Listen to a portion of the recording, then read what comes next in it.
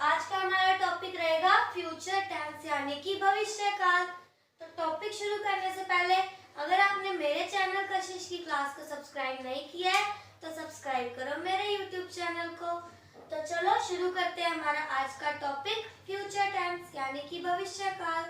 तो बाकी सब टेंसेस की तरह फ्यूचर टेंस भी 4 पार्ट्स में डिवाइडेड होता है, जिसमें सबसे पहले है फ्यूचर इंडेफिनिट और फ्यूचर सिंपल टेंस, उसके बाद है फ्यूचर कॉन्टिन्यूस टेंस, उसके बाद है फ्यूचर परफेक्ट टेंस और उसके बाद है फ्यूचर परफेक्ट कॉन्टिन्यूस टेंस।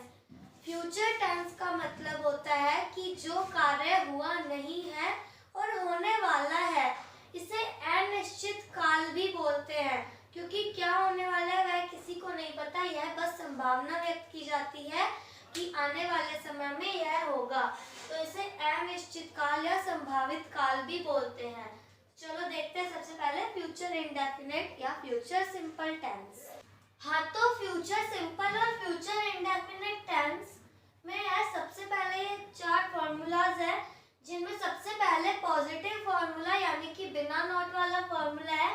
देखेंगे क्या है, subject plus will shall plus verb की फर्स्ट फॉर्म के साथ ऑब्जेक्ट। तो इससे हमें ये तो पता चल ही गया होगा कि पूरे फ्यूचर टेंस में जो हेल्पिंग वर्ब चलेगी वो विल या शैल है।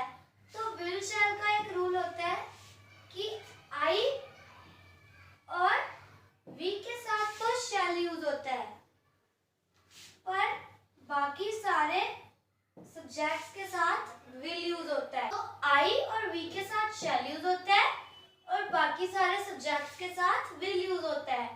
पर जो विल है उसे हम आई और वी के साथ भी यूज कर सकते हैं, पर उसकी कुछ कंडीशंस होती हैं जो कि मैंने आपको मॉडल्स में बताई थी। तो इसका एग्जांपल देखेंगे आप। My mother will cook food, मेरी माँ खाना बनाएगी, कि मेरी माँ खाना बनाएगी, ना ही वो खाना बन चुका है ना ही वो खाना बन रहा है, ना ही वो पास्ट है ना ही वो प्रेजेंट है, खाना अब बनेगा, हमें पता भी नहीं है कि वो बनेगा या नहीं बनेगा, पर हमने इसकी संभावना व्यक्त कर दी कि मेरी माँ खाना बनाएगी, खाना पकाएगी। My mother will cook food, तो ये है सिंपल पॉजिटिव सेंटेंस। तो सेकंड है नेगेटिव फॉर्मूला, मतलब नॉट वाला वाक्य है। तो सब्जेक्ट, इसका स्ट्रक्चर है subject plus will shall plus not plus verb की फर्स्ट फॉर्म के साथ ऑब्जेक्ट। तो इसका एग्जांपल क्या देखेंगे हम। Neeta will not prepare tea, कि नीता चाय नहीं बनाएगी, नीता चाय नहीं बनाएगी। तो नेक्स्ट है हमारा interrogative formula, will plus subject not, अगर दिया है तो वर्ब की first form object plus question mark. तो इसका एग्जांपल क्या देखेंगे हम। शैल आई गो टू जयपुर टुडे, मैं आज जयपुर जाऊंगा, क्वेश्चन मार्क। तो इसमें हमें क्वेश्चन मार्क देख के पता चल गया कि ये क्वेश्चन वाला वाक्य है। नेक्स्ट है हमारा डबल इंटेरोगेटिव फॉर्मूला यानी कि पूरा इंटेरोगेटिव फॉर्मूला। इसका फॉर्मूला क्या रहेगा, question mark plus will shall plus subject plus not, अगर दिया है तो वर्ब की फर्स्ट फॉर्म और ऑब्जेक्ट। तो इसका एग्जांपल देखेंगे। Why will he not go his work tonight, why will he not do his work tonight, कि वो आज काम क्यों नहीं करेगा, वो आज रात को काम क्यों नहीं करेगा। तो ये है हमारा फ्यूचर सिंपल टेंस, ये है हमारा फ्यूचर सिंपल टेंस। तो फ्यूचर सिंपल आपको समझ में आ गया। अब हम करेंगे future continuous tense. Future continuous tense में हम देखेंगे इसके भी 4 पार्ट्स हैं। सबसे पहले इसका पॉजिटिव फॉर्मूला क्या है, सब्जेक्ट प्लस विल बी और शैल बी, वर्ब की फर्स्ट फॉर्म के साथ आईएनजी प्लस ऑब्जेक्ट। तो विल और शैल के साथ बी क्यों आया, मैंने आपको मॉडल्स में बताया था कि मॉडल के बाद हमेशा वर्ब की फर्स्ट फॉर्म यूज होती है, और पैसिव वॉइस में बताया था कि अगर हम मॉडल के बाद वर्ब की फोर्थ फॉर्म यानी कि वर्ब की कॉन्टिन्यूस फॉर्म यूज कर रहे हैं तो उसके साथ हम बी या बीइंग का यूज करेंगे, ठीक है। तो इसीलिए हमने यहाँ पे बी का यूज किया है। तो इसका एग्जाम्पल एग्जाम्पल क्या रहेगा? I shall be helping them. क्या? I shall be helping them. तो नेगेटिव फॉर्मूला, इसका नेगेटिव यानी कि नॉट वाला वाक्य है, इसका स्ट्रक्चर क्या रहेगी? Subject plus will shall plus not plus be plus verb की फर्स्ट फॉर्म के साथ ING plus object. We will not be singing songs. ये नेगेटिव वाक्य हो गया कंटिन्यूस का. उसके बाद है इंटेरोगेटिव फॉर्मूला. इंटेरोगेटिव फॉर्मूला कौन सा? क्वेश्चन वाला पर बिना क्वेश्चन वाला.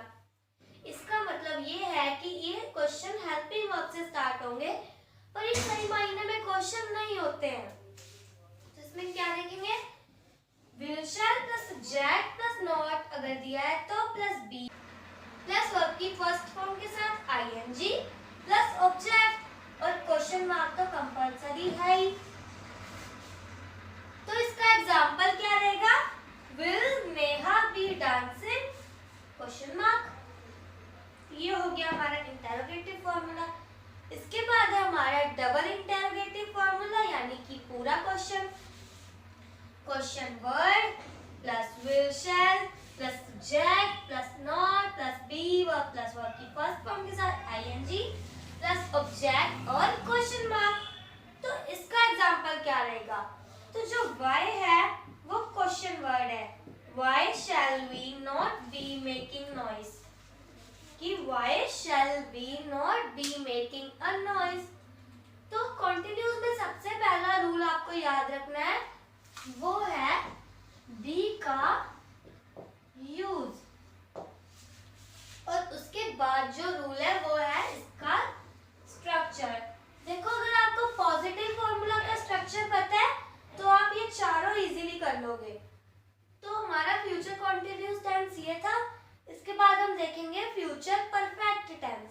तो चलो देखते हैं हमारा future perfect tense. Future perfect tense इसे भी बाकी टेंसेस की तरह 4 पार्ट्स में डिवाइड किया गया है.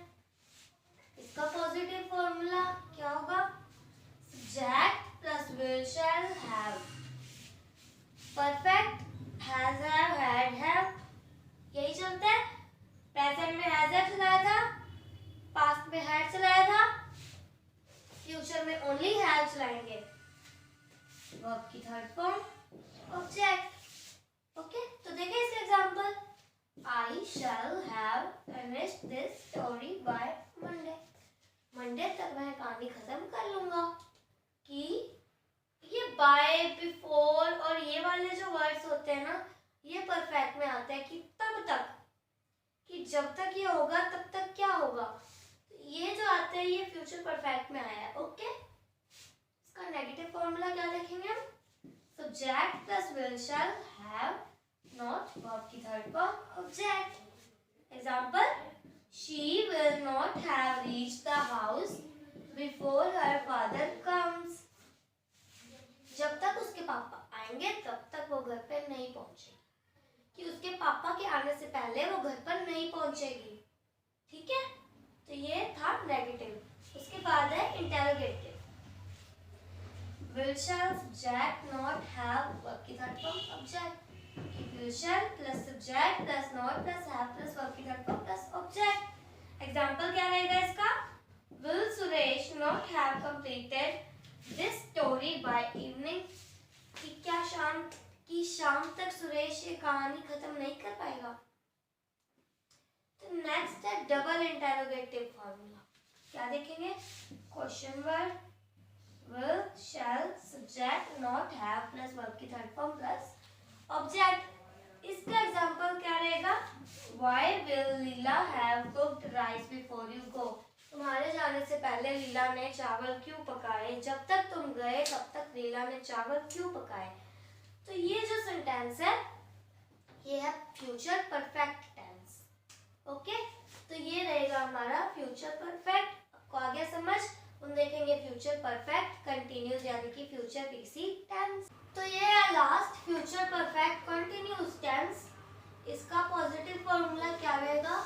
Subject plus will shall have been. हर परफेक्ट कंटिन्यूस में बीन आता है. आपने नोटिस कर लिया होगा स्टार्टिंग से प्रेजेंट से लेकर फ्यूचर तक. ठीक है, वर्ब की फर्स्ट फॉर्म के साथ आईएनजी प्लस ऑब्जेक्ट। इसका एग्जांपल क्या देखेंगे हम? The girls will have been cooking food for 2 hours। अब इसमें एक और चीज कॉमन रहेगी जिससे आपको पता चल जाएगा कि ये फ्यूचर परफेक्ट कंटिन्यूज है। वो क्या होगा? For plus time. ठीक है, फॉर प्लस टाइम। इसमें सिंस है पर बात एक ही होती है, सिंस प्लस टाइम या फॉर प्लस टाइम। चारों में आप देख सकते हो। नेक्स्ट रहेगा हमारा नेगेटिव फॉर्मूला। क्या है? Subject plus will shall plus not have been verb first form के साथ आईएनजी प्लस ऑब्जेक्ट। तो इसका एग्जांपल क्या देखेंगे हम? The boys will not have been playing cricket since 10 o'clock। तो नेक्स्ट रहेगा हमारा इंटेरोगेटिव फॉर्मूला। इंटेरोगेटिव यानी कि हाफ क्वेश्चन फॉर्मूला। मैंने आपको अपनी लैंग्वेज में बताया कि ये हाफ क्वेश्चन फॉर्मूला होता है। क्या रहेगा? will shall subject plus not plus have been plus verb की आईएनजी प्लस ऑब्जेक्ट। इसका एग्जांपल क्या रहेगा? will the teacher have been teaching for 3 hours? कि क्या टीचर 3 घंटे के लिए पढ़ाएगी? क्या नहीं। नेक्स्ट है हमारा double interrogative formula. Question verb plus will shall plus subject plus have been plus verb की फर्स्ट फॉर्म के साथ आईएनजी प्लस ऑब्जेक्ट। देखो सेंटेंस की कोई बात नहीं होती, आपको एडवर्ब्स और स्ट्रक्चर्स लर्न होने चाहिए। ये जो सारे स्ट्रक्चर होंगे इन सब का मैं एक शॉर्ट्स बना के डाल दूंगी, आप उसमें देख सकते हो। तो इसका एग्जांपल क्या रहेगा? Why will Priya not have been making tea for 1 hour? 1 घंटे से प्रिया चाय क्यों नहीं बनाएगी? तो ये हमारा फ्यूचर पीसी टेंस आ गया आपको समझ में? ठीक है, तो मेरे को लगता है आपको टेंस समझ में आ ही गया होगा। तो हमारा टेंस आज कंप्लीट हो गया है। प्रेजेंट, पास्ट और फ्यूचर इन सब के स्ट्रक्चर्स आपको शॉर्ट्स में मिल जाएंगे। अगर आप ओनली स्ट्रक्चर करना चाहो तो मुझे लगता है आपको समझ में आ गया होगा। तो हाँ, वीडियो लाइक करना मत भूलना, नीचे लाइक का बटन है, आप प्लीज थम्स अप दो और सब्सक्राइब करना मत भूलना मेरे चैनल को। और हाँ, बेल आइकन को प्रेस जरूर कीजिएगा। और अगर आपको कोई भी डाउट, कोई भी परेशानी या कोई भी क्वेश्चन है तो आप कमेंट सेक्शन में मुझसे पूछ सकते हैं। Thank you.